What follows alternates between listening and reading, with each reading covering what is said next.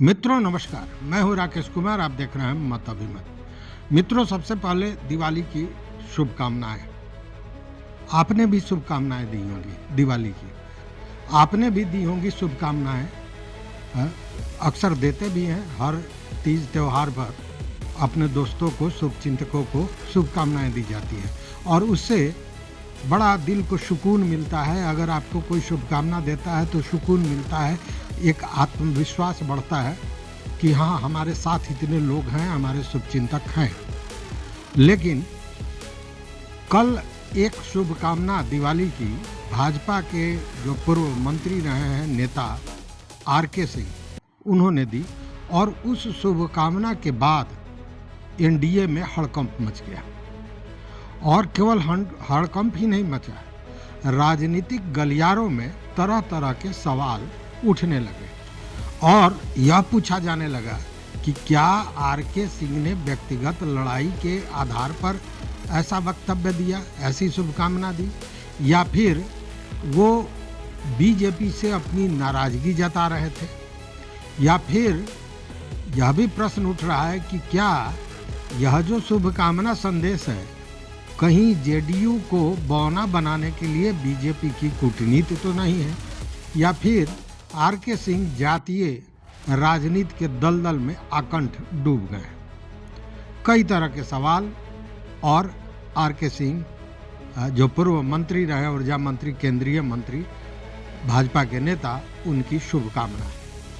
तो आइए इसी पर बात करते हैं और पूरे चीज़ों को डिकोड करने की कोशिश करते हैं कि आखिर इस तरह की शुभकामना आर.के. सिंह ने क्या दे दी कि इतना हंगामा मच गया।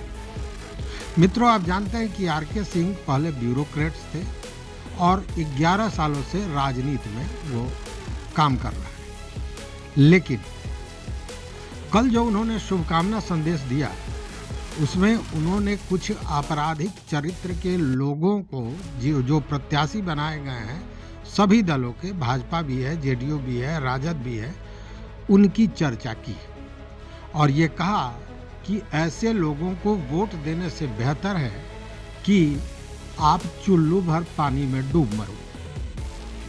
आखिर यह जो आपराधिक प्रवृत्ति के लोग थे, उनमें किनका किनका नाम लिया, तो सबसे पहले मैं बता दूं कि उन्होंने बिहार के उप मुख्यमंत्री और भाजपा के भविष्य, भाजपा यहाँ अपने भविष्य के रूप में अब उनको प्रतिस्थापित कर रही है, मतलब सम्राट चौधरी। उन्होंने कहा कि सम्राट चौधरी जो हत्यारोपी भी हैं और झूठा अपना उम्र प्रमाण पत्र देकर वो बेल पर हैं, इतना ही नहीं, शिल्पी गौतम हत्याकांड में भी उन्होंने कहा कि बताया जा रहा है कि वो हत्यारोपी हैं।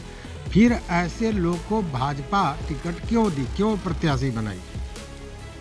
और इसी पर उन्होंने अपील भी कर दी, शुभकामना देते हुए लोगों से, कि ऐसे लोगों को वोट देने से बेहतर है कि आप अपने वोट को नोटा में डालो या चुल्लू भर पानी में डूबो। अब इतनी कड़ी बात जो उन्होंने की, हालांकि इसमें नाम और भी है, वो भी बताऊंगा, लेकिन भाजपा में हड़कंप मच गया, क्योंकि भाजपा के और भी लोग हैं, लेकिन सबसे ज़्यादा अगर संख्या है इस लिस्ट में तो जदयू के उम्मीदवारों की संख्या है। जैसे उन्होंने राजद की बात की तो कहा कि राजद में शहाबुद्दीन जैसे आपराधिक चरित्र के लोग के पुत्र ओसामा साहब को टिकट दिया गया है, राजद ने दिया है, जो आपराधिक चरित्र के व्यक्ति भी हैं। वहीं उन्होंने भगवान सिंह कुशवाहा की बात की, जो जगदीशपुर से, आरा जगदीशपुर से वो जेडीयू के प्रत्याशी हैं और उन पर इचड़ी में 7 व्यक्तियों के नरसंहार का आरोप है। दूसरी बात, उन्होंने राधा चरण शाह की बात की, वह भी संदेश आरा से जदयू के ही प्रत्याशी हैं, मतलब एनडीए के प्रत्याशी हैं। वहीं ड्रग माफिया के रूप में आप जानते हैं कि इन पर ईडी का छापा भी पड़ा था, लगभग 10 माह जेल में रहे हैं और विगत दिनों ये जेल से बाहर आए हैं। उसी तरह उन्होंने अरुण यादव के पुत्र दीपू राणा की बात की, जो संदेश से ही आरा संदेश से ही आरजेडी के विधायक हैं। इन पर भी बलात्कार का, अरुण सिंह पर बलात्कार का मामला था और ये फरारी भी एक तरह से करार दिए गए थे।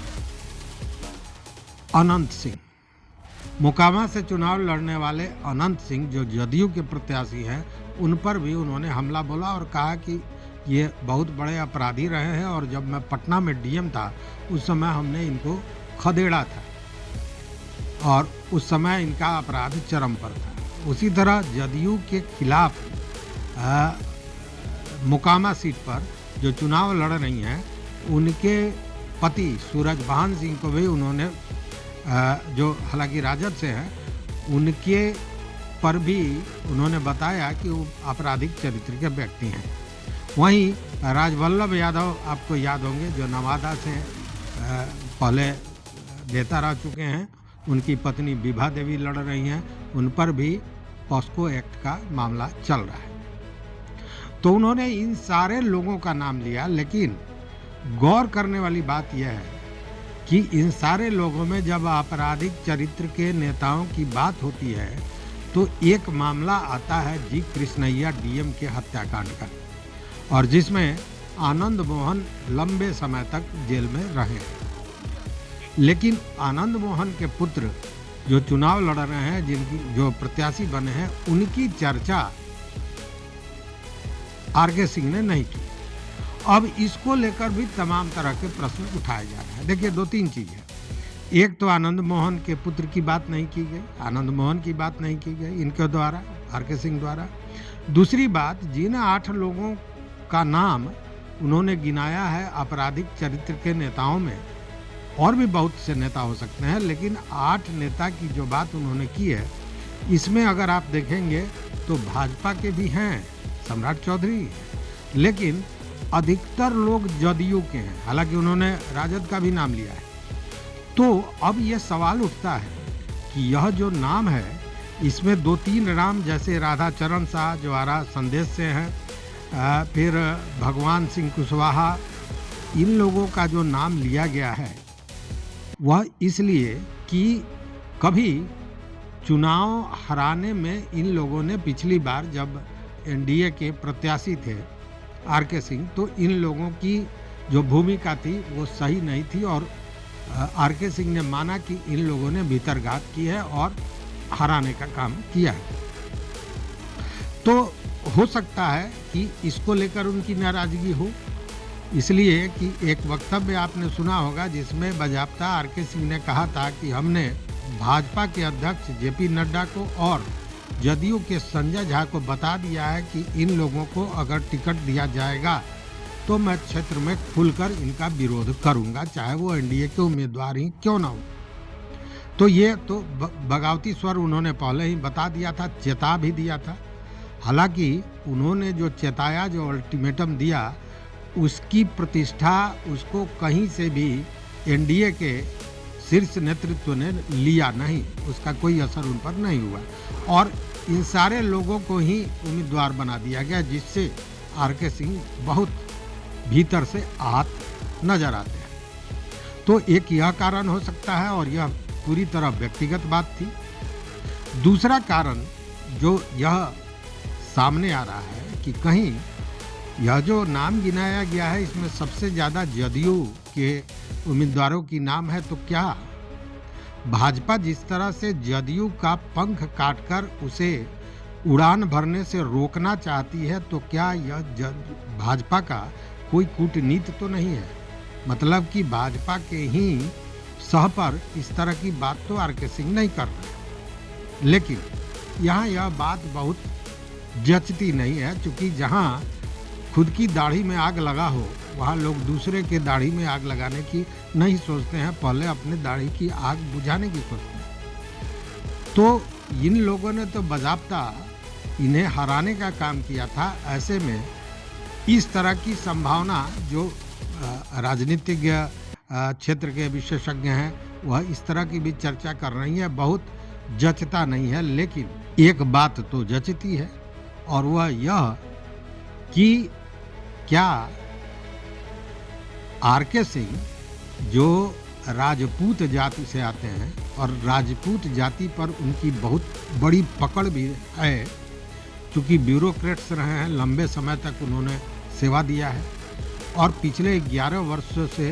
राजनीति में भी हैं, पूर्व में मंत्री रहे हैं, तो समाज पर एक बड़ी अच्छी उनकी पकड़ है।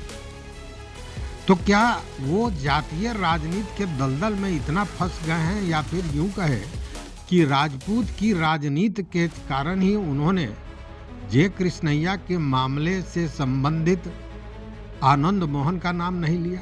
यह भी चर्चा हो रही है। तो आनंद मोहन का नाम नहीं लेने को लेकर भी आरके सिंह के बयान पर प्रश्न चिन्ह उठ रहे हैं। लेकिन सबसे बड़ा हड़कंप अगर कहें तो एनडीए में है, इससे इनकार नहीं किया जा सकता है। और हड़कंप का कारण यह है कि महोदय, यह बिहार है और बिहार में जातीय आधार पर चुनाव को किस तरह प्रभावित किया जा सकता है या जातीय लड़ाई में चुनाव किस तरह प्रभावित होती है, यह तो पिछले चुनाव में ही, जब चुनाव हो रहा था और आरके सिंह चुनाव मैदान में थे, उनकी हार हुई थी, उसी समय यह बात सामने आ गई थी। और उस समय मामला क्या था यह भी समझिए। देखिए, आज की परिस्थिति अगर देखें तो पवन सिंह जो कलाकार हैं, सिनेमा के अभिनेता हैं, गायक हैं, तो पवन सिंह से बड़ी खासी नाराजगी हुआ करती थी आरके सिंह को, इसलिए कि जहां से आरके सिंह चुनाव लड़ना चाहते थे, मतलब आरा से, वहां पवन सिंह भी अपनी उम्मीदवारी बीजेपी से रख रहे थे और इसको लेकर आरके सिंह और उनमें एक तल्खी लड़ाई चल रही थी। लेकिन भाजपा ने आरके सिंह को टिकट दे दिया। आरके सिंह आरा से चुनाव लड़े और पवन सिंह को सिंबल नहीं मिला, तो पवन सिंह चले गए काराकाट और वहां से लड़ाई लड़ ली है। जबकि काराकाट में एनडीए की सीट जो थी वह उपेंद्र कुशवाहा की पार्टी आरएलएम को गई थी और काराकाट से ही चुनाव लड़ रहे थे उपेंद्र कुशवाहा। अब हुआ यूं कि उपेंद्र कुशवाहा के दिमाग में यह बात थी, या जो राजनीति थी, रणनीति थी, उसके तहत यह समझा जा रहा था कि चूंकि एनडीए का समर्थन, भाजपा का समर्थन उनके साथ है और घटक दल में वो है, तो उस स्थिति में राजपूतों की वोट उन्हें मिलेगी। लेकिन मामला उल्टा पड़ गया। इस कुर्मी और राजपूत की लड़ाई में राजपूत वोट उपेंद्र कुशवाहा को नहीं मिला, दूसरी ओर कुर्मी वोट आरके सिंह को आरा में नहीं मिला और उस स्थिति में ये दोनों ही हार गए। हालांकि इसमें और भी भीतरघात हुआ था। अब इसको लेकर पवन सिंह के साथ उनकी तल्खियां थी। हालांकि अब वो तल्खियां समाप्त हो गई हैं, अब अच्छे रिश्ते हो गए हैं, लेकिन उस समय की स्थिति थी और यह जो राजपूत और कुर्मी की लड़ाई थी उसका असर केवल उतने ही में नहीं पड़ा।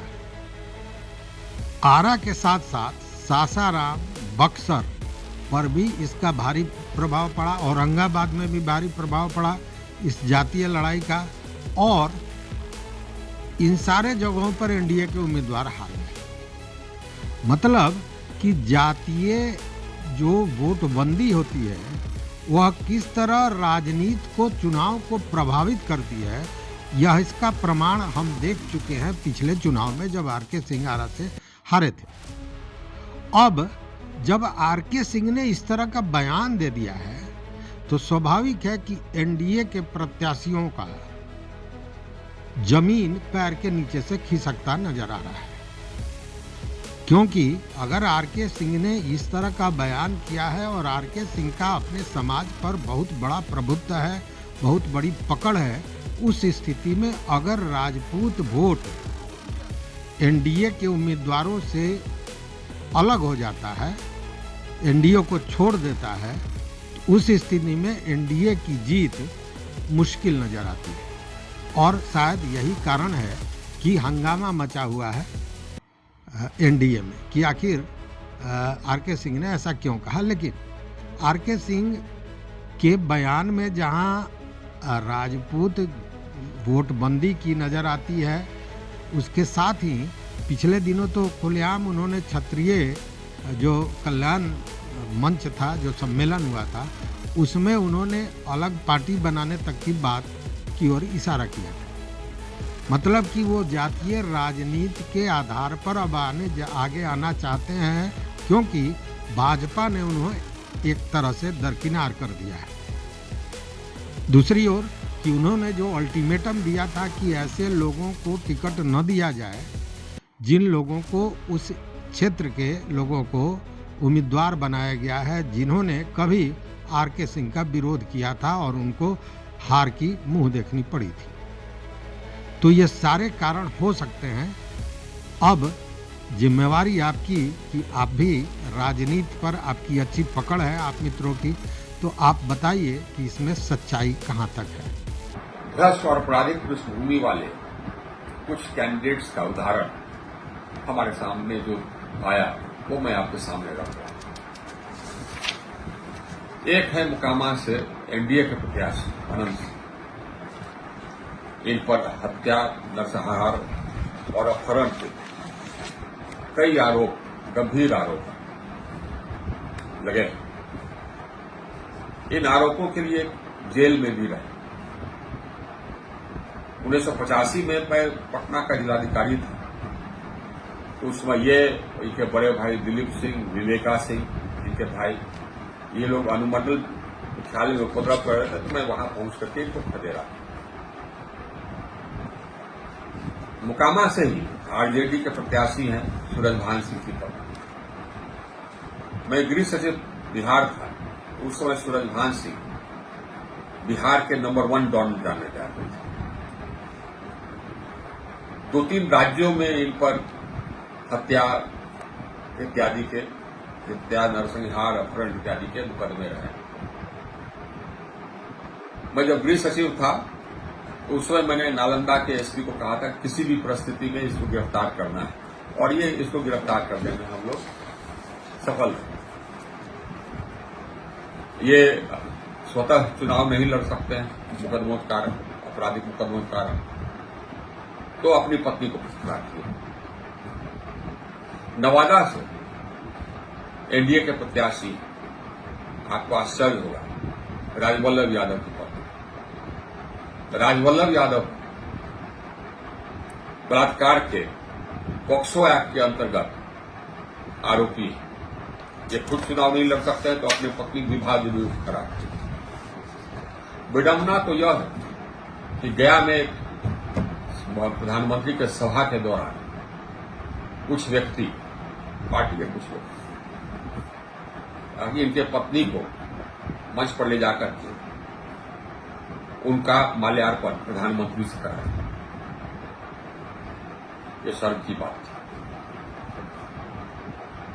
रघुनाथपुर से आरजेडी के प्रत्याशी हैं शहाबुद्दीन के बेटे ओसामा। शहाबुद्दीन एक दुर्दांत अपराधी थे, वो पूरा बिहार जानता था। इन पर हत्या के कई आरोप थे। उन्हीं के सुपुत्र है ओसामा।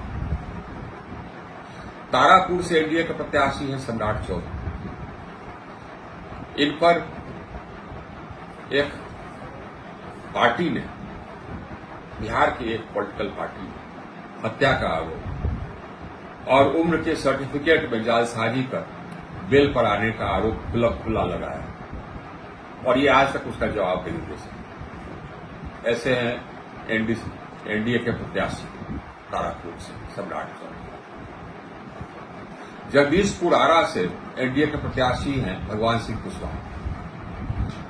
ये इचरी में 7 व्यक्तियों के नरसंहार के आरोपी रहे और आज एनडीए के प्रत्याशी। सदेश आरा से ही एनडीए के प्रत्याशी हैं राधाचरण शाह। ये हाल ही में जेल से छूट गया है। ईडी के रेड के बाद ये जेल में 10 महीने तक रहे और अभी छूटे, और एनडीए ने इन्हें टिकट दिया। संदेश में दूसरी ओर से आरजेडी के प्रत्याशी हैं अरुण यादव के बेटे।